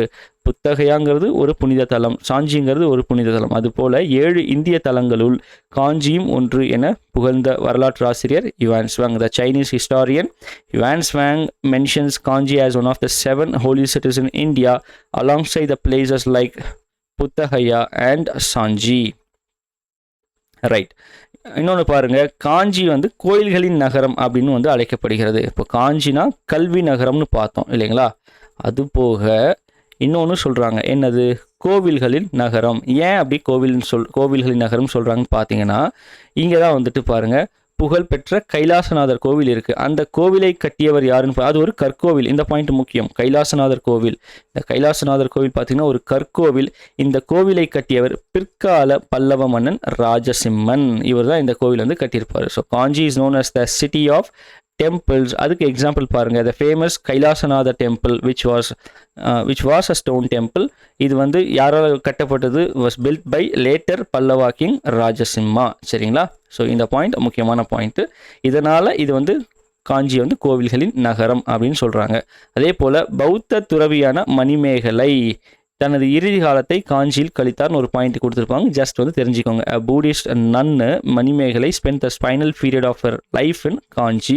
இந்த பாயிண்ட் புக்கில் கொடுத்துருக்கோம். ஜஸ்ட் வந்து தெரிஞ்சுக்கோங்க. இது நமக்கு எக்ஸாம் பாயிண்ட்டில் பெருசாக எதுவும் கேட்க மாட்டாங்க. ஜஸ்ட் தெரிஞ்சுக்கோங்க. அதே போல் காஞ்சிபுரம் பாருங்கள், ஏரிகளின் மாவட்டம், த டிஸ்ட்ரிக்ட் ஆஃப் லேக்ஸ் அப்படிங்கிறது காஞ்சிபுரம். அப்போ காஞ்சிக்கு வந்துட்டு ரெண்டு ஒரு சிறப்பு பெயர் இருக்குது. கல்வி நகரம்னு ஒரு பெயர் இருக்குது. அதுக்கப்புறம் வந்து கோவில்களின் நகரம் அப்படின்ட்டு ஒரு பெயர் இருக்குது. அதுவே காஞ்சிபுரம்னு வந்து ஃபுல்லாக பார்க்கும்போது அதுக்கு என்ன சொல்கிறாங்க? ஏரிகளின் மாவட்டம்னு சொல்கிறாங்க. ரைட்டுங்களா? ஸோ அதுக்கப்புறம் புக்கில் பாருங்கள், இந்த ஒரு 4 பாயிண்ட் வந்து கொடுத்துருப்பாங்க. ரொம்ப முக்கியமான பாயிண்ட்டு தான். என்னென்னு பார்க்கலாம். சோழ நாடு, சோழர்களுடைய நாடுனா அது பாருங்கள், சோறு உடைத்து, ரைஸ் இன் அபண்டன்ஸ். அங்கே வந்துட்டு நமக்கு பஞ்சமே இருக்காது. ஏன்னா தஞ்சாவூர் பகுதி தான் சோழ நாடு சேர்ந்தது. தஞ்சாவூர், திருச்சி எல்லாம். அப்போ தஞ்சாவூர் என்ன, இப்போ நம்மளுடைய நெற்களஞ்சியம் தஞ்சாவூர் தானே. ஸோ அங்கே சாப்பாட்டுக்கு பஞ்சமே இருக்காது. அதுதான் சோறு உடைத்து. பாண்டிய நாடு பாருங்கள், பாண்டிய நாட்டில் இருந்தவங்க எல்லாருமே பார்த்தீங்கன்னா கடலில் குதித்து முத்து எடுக்கக்கூடியவர்களில் சிறந்தவர்கள். அப்போ முத்து உடைத்து. பாண்டிய நாட்டில் என்ன வந்து நிறைய இருக்குது, அபண்டன்ஸ்னால் நிறைய இருக்குதுன்னு அர்த்தம். என்ன இருக்குது? பேர்ல்ஸ், முத்து. அதனால் அது முத்து உடைத்துன்னு சொல்கிறாங்க. சேர நாடுனா பாருங்கள், வேழம் உடைத்து. சேர நாட்டில் வந்துட்டு என்ன அதிகமாக இருக்குது? எலஃபண்ட்ஸ். வேழம்னா தமிழில் வந்துட்டு யானைன்னு அர்த்தம். யானைக்கு இன்னொரு பேர் வந்துட்டு வேழம். சரிங்களா? இப்போ வேழம் உடைத்துன்னா சேர நாட்டில் அந்த அளவுக்கு வந்துட்டு யானைகள் பலம் அந்த அளவுக்கு இருக்குது, சேர நாட்டில் இருக்குது. தொண்டை நாடு பாருங்கள், சான்றோர் உடைத்து. சான்றோர் உடைத்துன்னா ஸ்காலர்ஸ் இன் அபண்டன்ஸ். அதாவது படித்தவங்க நிறைய பேர் வந்து இருந்த இடம் வந்து தொண்டை நாடு. அதனால் அதுக்கு சான்றோர் உடைத்துன்னு வச்சுருக்காங்க. சோழ நாடு சோறு உடைத்து, பாண்டிய நாடு முத்துடைத்து, சேர நாடு வேழம் உடைத்து, தொண்டை நாடு சான்றோர் உடைத்து. இங்கிலீஷ் மீடியத்தில் ஃபாலோ பண்ணுறவங்களுமே சில இதை வந்து தமிழ்லேயே வந்து படிச்சுக்கோங்க. அது நான் ஈஸியாக இருக்கும் ஞாபகம் வச்சுக்கிறதுக்கு. சரிங்களா? ரைஸ் இன் அபண்டன்ஸ், பேர்ல்ஸ் இன் அபண்டன்ஸ், எலிஃபண்ட்ஸ் இன் அபண்டன்ஸ், இது வந்து ஸ்காலர்ஸ் இன் அபண்டன்ஸ். இப்படியும் படிச்சுக்கலாம், தப்பில்லை. சில விஷயங்களை கம்பேர் பண்ணி பார்த்துக்கோங்க. எதில் கம்ஃபர்டபுளாக இருக்கோ அப்படி வந்து படிச்சுக்கோங்க. சரிங்களா? Either in English or Tamil, அது வந்து உங்கள் சாய்ஸ் தான். ரைட். ஸோ இது போக புக்கில் பார்த்தீங்கன்னா சேரர்களுடைய அந்த இது வந்து எல்லை பகுதி என்னென்னலாம் சேர நாட்டுக்குள்ளே வரும், சோழ நாட்டுக்குள்ளே வரும், பாண்டிய நாட்டுக்குள்ளே வரும் ஒரு பாக்ஸ் இன்ஃபர்மேஷன் கொடுத்துருப்பாங்க. ஜஸ்ட் அதை தெரிஞ்சுக்கோங்க, போதுமானது. சரிங்களா? ஏன்னா அதெல்லாம் பெருசாக நமக்கு வந்து எக்ஸாமில் கேட்க மாட்டாங்க. ஸோ இப்போ நம்ம கொடுத்துருக்க பாயிண்ட்ஸ் இதெல்லாம் தான் முக்கியமான பாயிண்ட்ஸ். காஞ்சிபுரம்னா ஏரிகளின் மாவட்டம், அதே மாதிரி காஞ்சினா கோவில்களின் மாவட்டம், அதே போல் வந்துட்டு கல்வி நகரம், இப்படிலாம் இது கோவில்களின் நகரம், கல்வி நகரம், இந்த மாதிரி பெயரெல்லாம் வந்துட்டு கரெக்டாக நம்ம பார்த்துக்கணும். சரிங்களா? ஸோ புக்கில் இருக்க இன்ஃபர்மேஷன் முழுசாக பார்த்துட்டோம். பூம்புகார் பார்த்துட்டோம், மதுரை பார்த்துட்டோம், அதுக்கப்புறம் வந்துட்டு காஞ்சி நகர் பார்த்துட்டோம். அதனுடைய சிறப்புகள்லாம் என்ன மாதிரி விஷயங்கள்லாம் அங்கே இருந்தது, அது எல்லாமே வந்து 1 by 1 பார்த்துட்டோம். சரிங்களா? ரைட். இப்போ நம்ம புக் பேக்குள்ளே போடலாம். புக் பேக் எக்ஸசைஸ் அதையும் நம்ம இதிலே பார்த்துட்டோம்னா நீங்கள் மார்க் பண்ணிக்கலாம். இப்போ புதுசாக படிக்கிறவங்க புக் பேக்கையும் சேர்த்து தான் படிக்கிற மாதிரி இருக்கும். அப்போது அதை வந்து மார்க் பண்ணிக்கோங்க. சரிங்களா? ரைட். ஃபஸ்ட்டு டாபிக் பாருங்கள், சரியான விடையை தேர்ந்தெடு. Choose the correct answer. முதல் கேள்வி என்ன சொல்லியிருக்காங்க பார்க்கலாம். 6500 ஆண்டுகளுக்கு பழமையான நாகரிகத்தின் நகரம் எது? A city of a civilization dating back more than 6500 years. So என்னென்ன ஆப்ஷன்ஸ் கொடுத்துருக்காங்க? 6500 ஆண்டுகளுக்கு முன்னாடி இருந்த பழமையான நாகரிகத்துடைய நகரம் எதுன்னு நம்ம கண்டுபிடிக்கணும். என்னென்ன கொடுத்துருக்காங்க? ஈராக்கு, சிந்துவெளி, இண்டஸ் வேலி, தமிழகம், தமிழ்நாடு, தொண்டை மண்டலம் அப்படியே வந்து கொடுத்துருக்காங்க இங்கிலீஷில். ஸோ இதில் எது ஆன்சர் அப்படின்னு பார்த்தீங்கன்னா ஆன்சர் ஏ, ஈராக் தான் 1600 வருஷத்துக்கு முன்னாடி இருந்த நாகரிகத்துடைய நகரம். இது வந்துட்டு நமக்கு புக்கில் படித்த மாதிரி இல்லைன்னு உங்களுக்கு தோணுதா? ஏன்னா நமக்கு வந்துட்டு நான் அந்த பாயிண்ட் வந்து இதில் ஆட் பண்ணலை. ஸ்டார்டிங்லேயே பார்த்தீங்கன்னா ஒரு பாக்ஸ் இன்ஃபர்மேஷன் இருக்கும். அதில் 1500 வருஷங்களுக்கு முந்தைய சிவிலைசேஷன் அல்லது நாகரிகம் அப்படின்னு வந்துட்டு எந்த நாகரிகத்தை வந்து சொல்லியிருப்பாங்கன்னா மெசபடோமியா நாகரிகம். மெசபடோமியா. ரைட்டுங்களா? ஸோ மெசபடோமியாங்கிறது நாகரிகம், இட்ஸ் அ சிவிலைசேஷன். அதில் இருந்த ஒரு நகரம் தான் ஈராக். அதாவது இப்போ மெசபடோமியா நாகரிகம் இருந்த அந்த பிளேசஸ் இப்போ தற்போதைய ப்ரெசன்ட் டேயில் எங்கெல்லாம் கவர் ஆகுதுன்னு பார்த்தீங்கன்னா Iraq, Kuwait, Saudi Arabia, so அந்த ஏரியாலாம் கவர் ஆகும். ஸோ அதனால தான் ஈராக் வந்து பர்டிகுலராக கொடுத்துருக்காங்க. ஸோ இதுக்கான ஆன்சர் பார்த்தீங்கன்னா ஃபஸ்ட்டு கேள்விக்கான ஆன்சர் ஈராக்கு, அதுதான் சரியான விடை. நெக்ஸ்ட் கொஸ்டின் பார்ப்போம். இவற்றுள் எது தமிழக நகரம்? Which of these is a Tamil சிட்டின்னு கேட்குறாங்க. ஸோ நமக்கு பார்த்தாலே தெரிஞ்சிடும். ஈராக்கு கிடையாது. வேற என்ன? ஹரப்பாவும் கிடையாது. நம்ம ஹரப்பா சிந்துவெளி நாகரிகம் படித்தோமா? எங்கே இருக்குது? ஹரப்பாலாம் பார்த்திங்கன்னா அந்த பாகிஸ்தான் சைடு மேலே இருக்குது, வடப்பகுதியில் இருக்குது. மொஹந்தஜாராவும் அங்கே தான் இருக்குது. ஸோ இதுவும் கிடையாது. அப்போ காஞ்சிபுரம் தான் கரெக்டு. இது வந்து ஒரு தமிழ் நகரம். அடுத்தது வங்காள வரிகுடாவுடன் தொடர்பில்லாத நகரம். Which city is not connected to the Bay of Bengal? Bay of Bengal எங்கே இருக்குங்க? கிழக்கு பகுதியில் இருக்குது. அப்போ கிழக்கு பகுதியில் அந்த கடற்கரை ஓரத்தில் இருக்கக்கூடிய நகரங்கள்லாம் என்னென்னு பார்க்கலாம். பூம்புகார் அதில் அங்கே தானே இருக்குது. பே ஆஃப் பெங்கால் பற்றி சொல்லியிருப்பாங்க. தொண்டி அங்கே தான் இருக்குது. கொர்க்கை அங்கே தான் இருக்குது. காஞ்சிபுரம் இதுதான் இதுக்கான ஆன்சர். ஏன்னா வங்காள வரிகுடா அந்த ரிவர் பேங்க்கில் சி பேங்க்கில் இல்லாத அந்த நகரம்னா இது காஞ்சிபுரம் தான். ரைட்டுங்களா? ஸோ இதுதான் இதுக்கான கரெக்டான ஆன்சர், காஞ்சிபுரம். ரைட். 4வது கேள்வி பாருங்கள். தமிழர்களின் நீர் மேலாண்மையை விளக்குவது. Water management system of Tamils are known from. இது எங்கன்னா அந்த காஞ்சிபுரம் படிக்கும்போது கடைசியாக ஒரு 2-3 பாயிண்ட் வரும். கல்லணை பற்றி கொடுத்துருப்பாங்க, ப்ளஸ் ஏரிகள் பற்றி கொடுத்துருப்பாங்க. ரைட்டுங்களா? ஸோ அது ஜஸ்ட் ரீட் மட்டும் பண்ணிக்கோங்க. ஏன்னா அது அந்த புக் பேக்கில் இருக்கிறதுனால நான் இங்கே உள்ளே வந்து ஆட் பண்ணலை. ஓகே. ஸோ கல்லணை கட்டினது யாருங்க? கரிகால சோழன். ஸோ அதை வச்சு நம்ம தமிழர்களுடைய நீர் மேலாண்மை தெரிஞ்சுக்கலாம். இந்த பாயிண்ட் கரெக்டு. காஞ்சிபுர ஏரிகள். ஏரிகளின் மாவட்டம் வந்து எதை சொல்கிறோம்? காஞ்சிபுரத்தை சொல்கிறோம். இது வந்து டேங்க்ஸ்ன்னு சொல்லுவாங்க இங்கிலீஷில். லேக்ஸ், டேங்க்ஸ் எல்லாமே ஒன்று தான். ஸோ காஞ்சிபுர ஏரிகள், அதை வச்சு நம்ம தமிழர்களுடைய நீர் மேலாண்மையை தெரிஞ்சுக்கலாம். இதுவும் கரெக்டு. ஸோ இந்த 2 பார்த்திங்கன்னா காவேரி ஆறு அண்ட் பராக்கிரம பாண்டியன் ஏரி, இந்த 2 கான்செப்டை பற்றி நமக்கு புக்கில் கொடுத்துருக்க மாட்டாங்க. ஸோ அதனால் அது கரெக்டாக தப்பான்னு தெரியாது. ஸோ இது 2 மட்டும்தான் இப்போதைக்கு கரெக்டு. இந்த ஆப்ஷன் பாருங்கள், 4th ஆப்ஷன் 1 மற்றும் 2 சரி. 1 and 2 ஆர் கரெக்ட். ஸோ இந்த 4வது கேள்விக்கு 4வது ஆப்ஷன் இ தான் கரெக்ட். டி. ரைட்டா? ஓகே. பின் வருவனவற்றுள் எது பழமையான நகரம் அல்ல? Which of the following is not an ancient city? Madurai, Kanchipuram, Poompuhar, Chennai. So பார்த்தாலே தெரியுது சென்னை தான். ஏன்ஷியன்ட் சிட்டி கிடையாது, பழமையான நகரம் இல்லை. அடுத்த கேள்வி பாருங்க, 6வது கேள்வி. கீழடி அகழாய்வுகளுடன் தொடர்புடைய நகரம். கீழடி அகழாய்வோடு தொடர்புடைய நகரம் எது?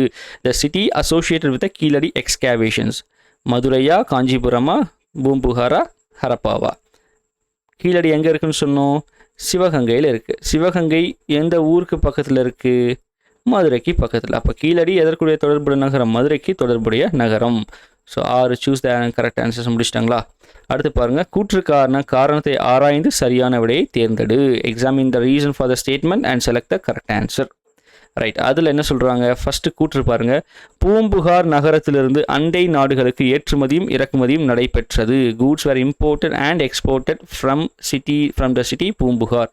இது கரெக்டானா? கரெக்டு.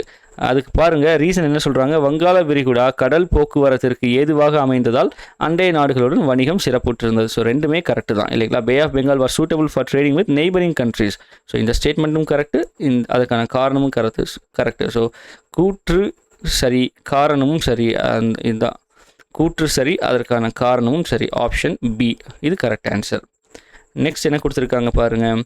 திருநாவுக்கரசர் கல்வியில் கரையில்லாத காஞ்சி. ஆக்சுவலாக இது கரை இல்லாத டைப்பிங் மிஸ்டேக்கு, சாரி. கல்வியில் கரையில்லாத காஞ்சி இல்லைங்களா? அப்படி தான் சொல்லியிருப்பார். காக்கான்னு நம்ம சொன்னோமா? காக்கா திருநாவுக்கரசர். ஸோ இது கரெக்டானு பார்த்தீங்கன்னா இந்த ஸ்டேட்மெண்ட் கரெக்ட். காஞ்சிபுரம் 2மே கரெக்டு தான். அடுத்தது. இந்தியாவின் 7 புனித தலங்களுள் 1 பாருங்கள், புள்ளி வைக்கல, 1 என காஞ்சிபுரத்தை குறிப்பிட்டவர் யுவான்ஸ்வாங். ஹீன்சாங், யுவான்ஸ்வாங் எப்படினாலும் சொல்லலாம். So Kanchipuram is one among the 7 sacred places of India அப்படின்னு சொன்னது கரெக்டா? யுவான்ஸ்வாங் தானே சொன்னார். கரெக்ட். ரைட். இந்த ஸ்டேட்மெண்ட்டும் கரெக்டு. அடுத்த ஸ்டேட்மெண்ட் பாருங்கள். நகரங்களில் சிறந்தது காஞ்சி என்று காளிதாசர் குறிப்பிட்டார். ஸோ காளிதாசர். ஸோ காஞ்சிங்கிறது ஷார்ட் ஃபார்மு, காஞ்சிபுரம் வந்து ஃபுல் ஃபார்ம். ரைட். ஸோ 3மே கரெக்டுங்களா? அப்போது ஆல் ஸ்டேட்மெண்ட் ஆர் கரெக்ட், அனைத்தும் சரி. ரைட். நெக்ஸ்ட் பாருங்கள். சரியான தொடரை கண்டறிக. பாருங்கள், இது வந்து ஆக்சுவலாக ஒரு பாக்ஸில் கொடுத்துருப்பாங்க. ஸோ சில விஷயங்கள் நம்ம உள்ளே நடத்தலை, ஏன்னா அது வந்து இதில் வருது, புக் பேக்கில் வருது, அதனால் நம்ம உள்ளே நடத்தலை. ஸோ அந்த உள்ளனா புக்கு உள்ளே வந்து இது வந்து ஒரு பாக்ஸ் இன்ஃபர்மேஷனாக இருக்கும். நாலங்காடி அல்லங்காடி ஒரு பாக்ஸ் இன்ஃபர்மேஷன் இருக்கும். இப்போ நாலங்காடினா 4னா டே இல்லைங்களா? அல்லுனா பகல்னு அர்த்தம், அல்லுனா வந்து இரவுன்னு அர்த்தம், இரவு. ரைட்டுங்களா? அல்லும் பகலும் இந்த வார்த்தையை வந்து கேள்விப்பட்டிருப்பீங்க. ராவு பகலாக வந்து படித்தான்ப்பா, ராவு பகலாக வேலை செஞ்சான்ப்பா அப்படின்னு சொல்லுவாங்க. அதுக்கு ஆக்சுவலான இது வந்து பார்த்திங்கன்னா அல்லும் பகலும். அல்லும்னா இரவு, அப்போ அதுதான் அல்லங்காடி. ரைட்டுங்களா? இப்போ நாலங்காடினா it refers to day shop, இல்லை ஷாப்பு. அல்லங்காடினா இட்ஸ் அ நைட் ஷாப். இது வந்து இப்படி வரும், இரவு நேரக்கடை, பகல் நேரக்கடை. ஸோ இந்த 2 ஸ்டேட்மெண்ட்டும் தப்பு இல்லைங்களா? ஏன்னா சரியானதாக கண்டுபிடிக்க சொன்னோம். Identify the correct statement sentence. அடுத்தது பாருங்கள், பூம்புகாரில் ரோமானிய நாட்டு நாணயம் தயாரித்த தொழிற்சாலை கிடைத்தது. Ancient Roman coin factory was found at Poompuhar. பூம்புகாரா? நல்லா யோசிங்க. பூம்புகாரா சொன்னோம்? இல்லை, மதுரையில் இல்லைங்களா? நீங்கள் முன்னாடி திருப்பி பார்த்தீங்கன்னா தெரியும், மதுரையில் தான் ரோமானிய நாட்டு நாணயம் தயாரித்ததற்கான தொழிற்சாலை கிடைச்சது. ஸோ இந்த ஸ்டேட்மெண்ட்டும் தவறு. 4வது பாருங்கள், கொற்கைக்கு அருகில் உள்ள உவரியிலிருந்து முத்து ஏற்றுமதி செய்யப்பட்டது. Pearls were exported from Uvari near Korkai. இந்த ஸ்டேட்மெண்ட்டை நல்லா பாருங்கள். உவரியிலிருந்து முத்து ஏற்றுமதி செய்யப்பட்டதுன்னு சொல்கிறாங்க. எங்கே ஏற்றுமதி செய்யப்பட்டது? கிங் சாலமன் இல்லைங்களா? கிங் சாலமன் அவர் நாட்டுக்கு உவரியிலிருந்து முத்துக்கள் இறக்குமதி செஞ்சதாக வந்துட்டு புக்கில் இருக்கும் இல்லைங்களா? இறக்குமதி. அப்போ ஒரு இடத்துல இருந்து அவர் இறக்குமதி செய்கிறாருன்னா அப்போ அந்த இடம் என்ன பண்ணுது? அதை ஏற்றுமதி பண்ணுது, எக்ஸ்போர்ட் பண்ணுது. அப்போ pearls were exported from Uvari near Korkai. இந்த பாயிண்ட்டு கரெக்டு. இதுதான் இதில் சரியான சென்டென்ஸ். ரைட்டுங்களா? அடுத்தது பாருங்கள், தவறான தொடரை கண்டறிக. இப்போ சரியான தொடர், அடுத்தது வந்து தவறான தொடர். Identify the incorrect statement. So Megasthenes, இப்போ நம்ம எந்த ஸ்டேட்மெண்ட் தப்போ அதை தான் வந்து சூஸ் பண்ணணும். மெகஸ்தனிஸ் தன்னுடைய பயண குறிப்புகளில் மதுரையை பற்றி குறிப்பிட்டுள்ளார். இந்த பாயிண்ட் பார்த்தோமா புக்கில் இருந்துச்சு இல்லையா? ஸோ இந்த பாயிண்ட் கரெக்டு.